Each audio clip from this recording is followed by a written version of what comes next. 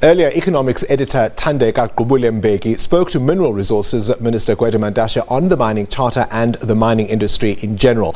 Let's take a look. The mining industry is an old industry.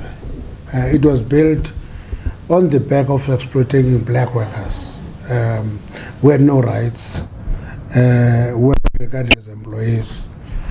That has changed over time. And what we do in transformation is to reinstate rights to everybody.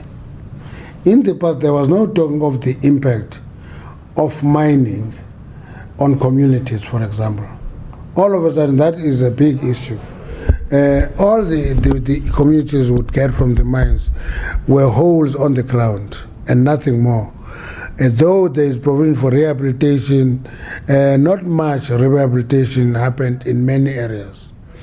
And when we talk of the industry, I always talk industry, mineral by mineral, because they're not performing the same, they're not in the same status, and if you don't do that breakdown, you will have a doom coming, being predicted that we're about to collapse. That is not totally wrong, because mining is finite. When you start to discover a deposit of a mineral, you start mining it today, it will end at point X. And that is going to happen more and more with the older mines. And if you go to the gold mining industry, you'll see that we're almost at that stage where a number of mines get closed because they've been operational for a long period of time. And in other sectors, we're still growing. And that is the distinction that we should be making. So we are a mining industry that is partially dying and partially growing. But the investment levels over the past few years across the sector have disappointed. What do you attribute that to?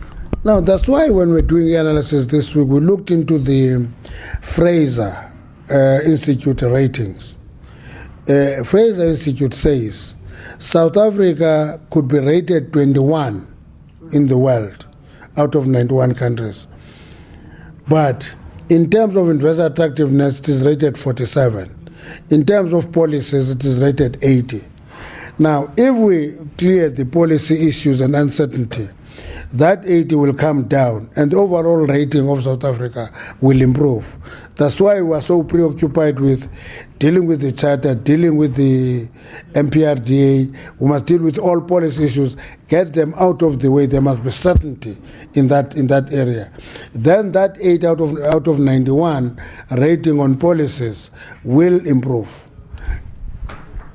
Yes, we understand that there is a lot to be done with the charter, with also dealing with reviving a social compact that was once attempted and a forum that was once set up. But getting at a social compact takes time. Is this 3 months truly enough to arrive at sufficient social consensus? Tensions have been heated in this industry.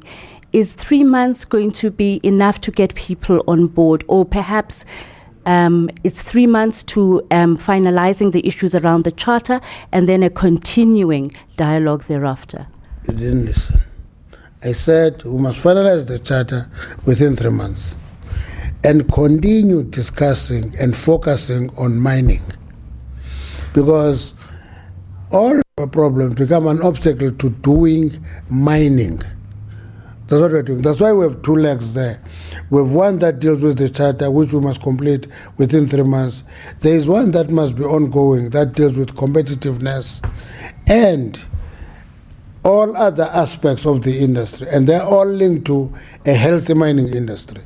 That is not a one-stop show. It's not a once-off engagement. It is a process that will be long. So there is a certain level of lack of competitiveness in the industry, so much so that it needs to be discussed. Hence, the discussion about whether the mining industry is plagued by its own ills and the structure of colonialism and apartheid. And what is the vision then of the government to review and reform mining and restructure it so that we are no longer plagued by the same ills that have plagued us for almost a century in this industry? Competitiveness will be captured by ratings, for example. I just gave you figures on ratings. Those ratings are competitive ratings compared to 91 other countries. So when you talk of competitiveness, it's not about internal competitiveness, it's to being globally competitive. That's what it means.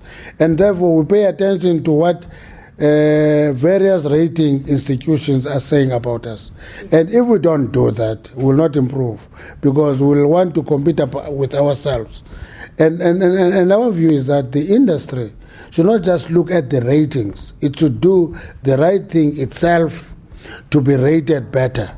And that's our view. And therefore the vision is take the industry to what it should be. Make the industry play the role it should play.